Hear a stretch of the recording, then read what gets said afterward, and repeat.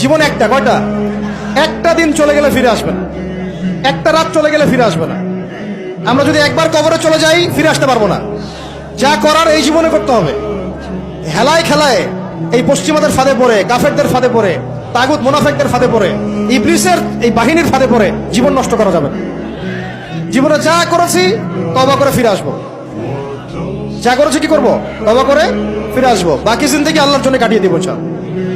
বাকি জিন্দেগির প্রতিটা দিন রাত ওঠা বসা চলাফেরা শুধুমাত্র একজন ব্যক্তিকে অনুসরণ করবো আমরা ইনশাআল্লাহ। তার নাম কি? মুহাম্মদ রাসূলুল্লাহ সাল্লাল্লাহু আলাইহি ওয়াসাল্লাম এবং তার সাহাবীদেরকে অবশ্যই। এছাড়া আমাদের সামনে আর কিচ্ছু নাই, আর কোনো রাস্তাও খোলা নাই। আমাদেরকে বুঝতে হবে আল্লাহ পাক এই দুনিয়াতে আমাদেরকে তার ইবাদত করার জন্য পাঠিয়েছেন। আল্লাহ পাক দেখতে চান আমলে কেউ আহসান, আল্লাহ পাক দেখতে চান আইয়ুকুম আহসানু আমালা।